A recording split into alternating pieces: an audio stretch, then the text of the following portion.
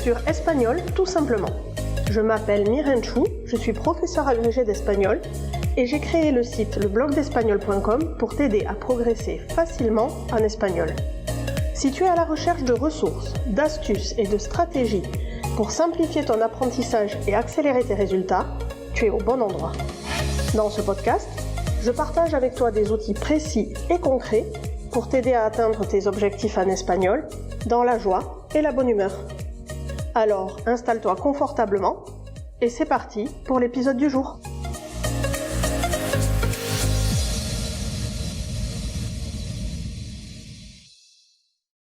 Hola, bienvenue sur Espagnol tout simplement. Comme à l'accoutumée, je suis ravie de t'accueillir par ici et surtout que cette semaine, on va aborder un sujet qui est vraiment problématique pour énormément d'apprenants de l'espagnol, notamment les apprenants francophones. Dis-moi si ça t'est déjà arrivé. Tu commences une phrase en espagnol et là, c'est le drame. Tu te demandes « era ou fue, tenía ou tuvo ?» Tu hésites, tu changes 3 fois et finalement tu passes à la suite en priant pour que ton intuition ait fait le boulot. Eh bien, aujourd'hui, on va mettre fin à ce casse-tête et je vais t'expliquer une bonne fois pour toutes la différence entre l'imparfait et le passé simple. Et tu verras, quand on a la bonne image en tête, ce n'est pas du tout si compliqué que ce qu'on pourrait penser.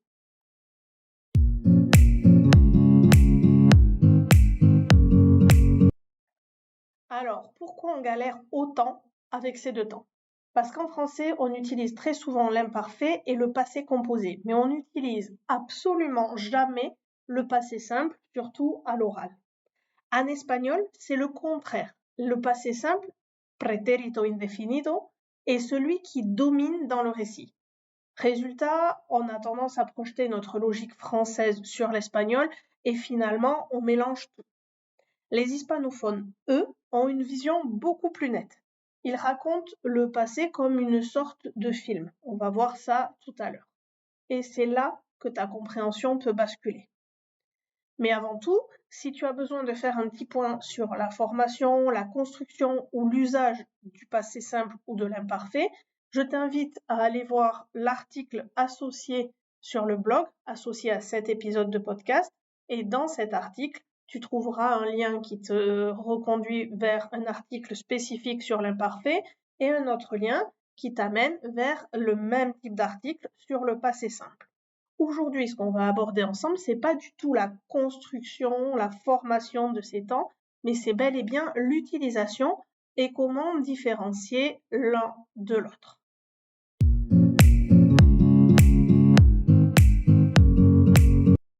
Avec mes apprenants, j'ai l'habitude d'utiliser une image qui change tout, selon moi. C'est l'image d'un film avec des scènes clés et un décor. Imagine que tu es en train de regarder un film. Il y a des événements qui font avancer dans l'histoire. Les personnages arrivent, agissent, se disputent, prennent des décisions, se battent, courent dans tous les sens. Ça, c'est la partie action. Et en espagnol, pour raconter des actions au passé, on va utiliser le passé simple, pretérito indefinido. Et puis, il y a tout ce qui installe le décor, les lieux, l'ambiance, le temps qu'il fait, les émotions des personnages, leur âge, leur passé. Eh bien ça, c'est l'imparfait qu'on va utiliser pour le raconter en espagnol. En gros, ce qui fait avancer le récit, ce sont les actions passées, terminées, datées, datables, situables sur la ligne du temps. Et en espagnol, du moment qu'on a une action passée, datée et terminée, alors on va utiliser le passé simple, pretérito indefinido. Nous, en français, pour ce même type d'action, on utilise le passé composé. Donc, fais bien attention avec les passés à ne pas reprojeter ta perception de francophone sur la réalité hispanophone. Par opposition à ça, ce qui plante le décor, donne le contexte, les descriptions, les habitudes, les circonstances, eh bien, en espagnol, on va utiliser l'imparfait, el pretérito imperfecto, pour raconter tout ça.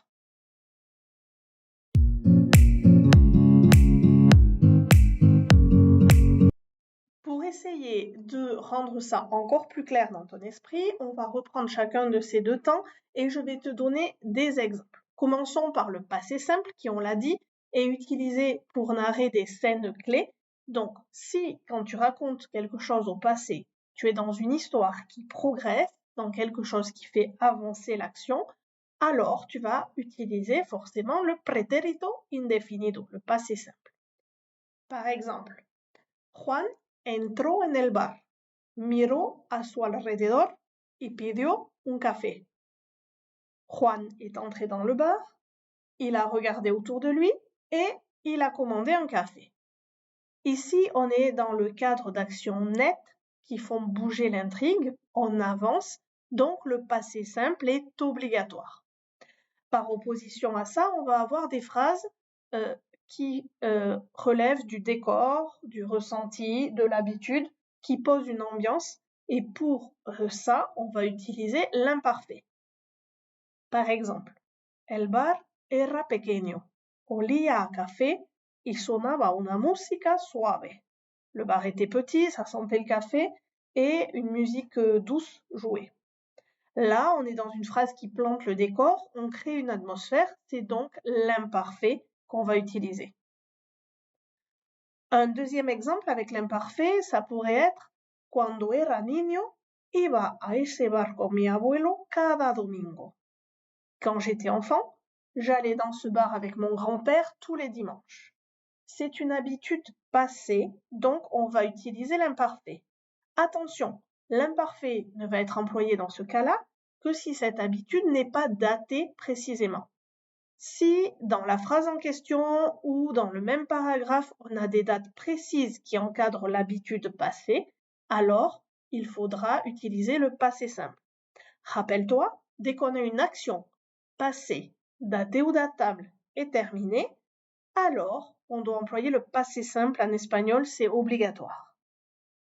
Si je résume, pour t'y retrouver, ce qui compte, c'est de te demander pourquoi tu parles de ce moment-là.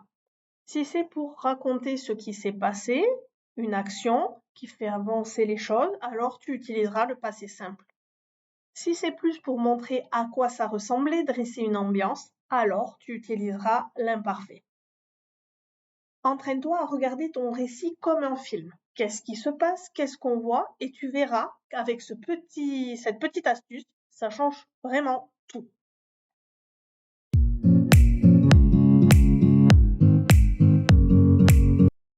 Maintenant que tu as cette image qui peut t'aider à voir quel temps utiliser, on va revenir à une perception un peu plus grammaticale avec des critères un peu plus scientifiques pour choisir entre les deux temps. Commençons par le passé simple. Les 3 critères du passé simple, si tu veux savoir si ce temps est obligatoire, il suffit de te poser une triple question. D'abord, est-ce que l'action est passée? Et quand je dis passée, c'est une action vraiment terminée, sans lien avec le présent et sans conséquence directe sur le présent. Deuxième critère, est-ce qu'elle est datée ou datable, même implicitement? Datée ou datable, ça veut dire est-ce que je pourrais la positionner sur la ligne du temps? Et dernier critère, est-ce que c'est une action, par opposition à un état ou une description? Si tu réponds oui à ces 3 questions, alors aucun doute, le passé simple est obligatoire, il n'y a pas de débat. Par exemple, ayer María llegó, abrió la ventana y se sentó en el sofá. Hier, Maria est arrivée, elle a ouvert la fenêtre et elle s'est assise sur le canapé. Les actions sont terminées, elles sont datées avec hier et elles sont racontées comme un récit. On utilisera donc le passé simple.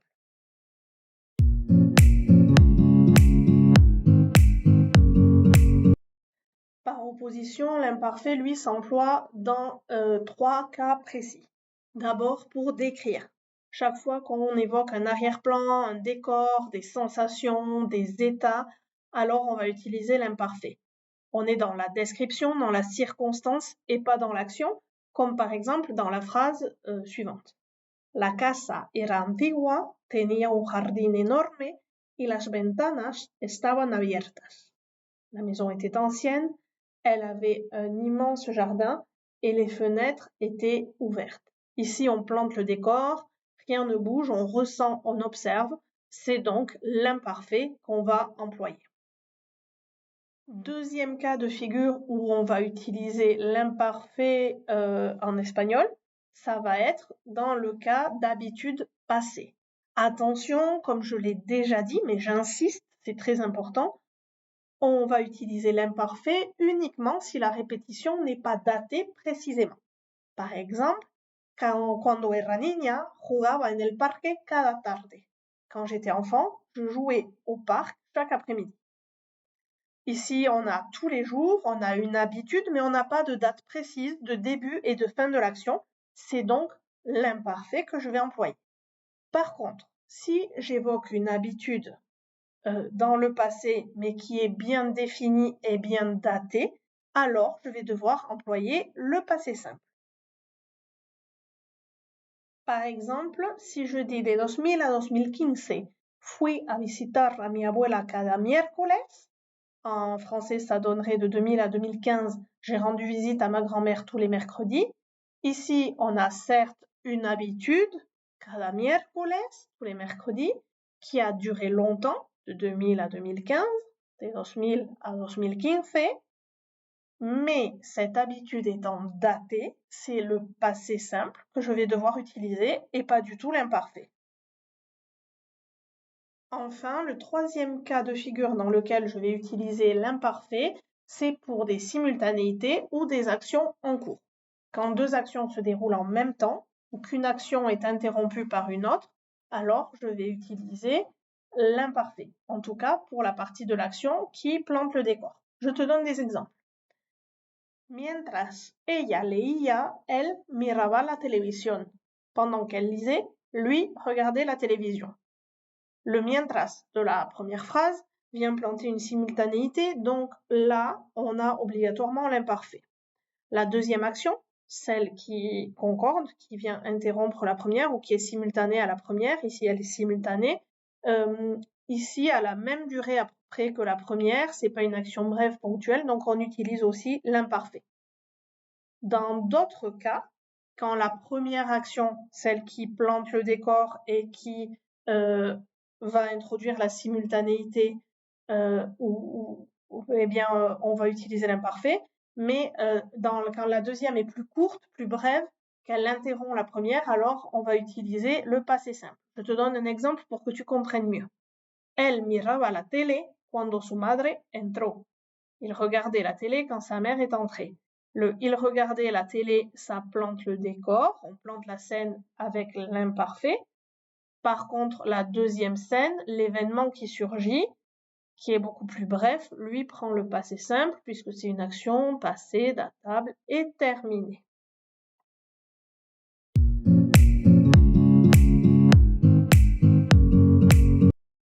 En tant que francophone, tu te poses peut-être la question du passé composé, puisque comme tu l'as vu, chaque passé simple qu'on emploie en espagnol, nous, en français, on aurait utilisé du passé composé.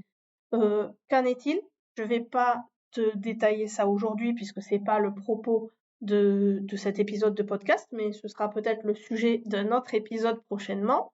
Mais je veux juste te rappeler qu'en espagnol, on ne l'emploie quasiment pas puisque le passé composé est un faux ami pour les francophones. Il ne sert pas du tout à la même chose qu'en français. En espagnol, il s'utilise seulement si l'action passée a un lien avec le présent, si elle n'est pas clairement terminée ou si elle n'est pas datable, par exemple, parce qu'elle n'a pas existé ou qu'on se pose des questions sur sa réalisation. Mais tout ça, ce sera l'objet d'un autre épisode détaillé. Pour l'instant, on va clôturer cet épisode en résumant sur l'imparfait et le passé simple en espagnol. Je te rappelle que dans les notes de cet épisode, tu trouveras un lien qui te renvoie vers l'article écrit et qui pourra t'amener vers un tableau récapitulatif où tu verras l'usage de chacun de ces deux temps en un clin d'œil. Pour résumer brièvement ici, si l'action est passée, datée ou datable, terminée, alors j'utilise le passé simple. L'imparfait, lui, s'emploie pour les habitudes non datées, pour les décors, descriptions, états, circonstances, pour les simultanéités, et par contre, dans la simultanéité, si on a un événement qui surgit au sein d'une scène, cet événement est bref, alors on emploiera le passé simple.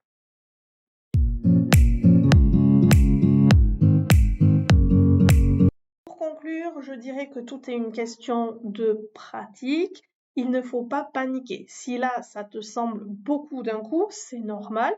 Mais vraiment, en pratiquant et en appliquant cette image du film où l'action avance ou plutôt on plante le décor, tu vas voir que tout devient plus fluide. Surtout, ne stresse pas. Même les hispanophones font des erreurs de temps en temps dans leur langue maternelle. L'important, c'est d'avancer et là, toi, tu viens de faire un grand pas. Je te laisse m'écrire sur Instagram ou par mail tes remarques, tes questions, m'envoyer tes propres exemples. Je te dis à jeudi prochain. En attendant, cuídate et hasta pronto.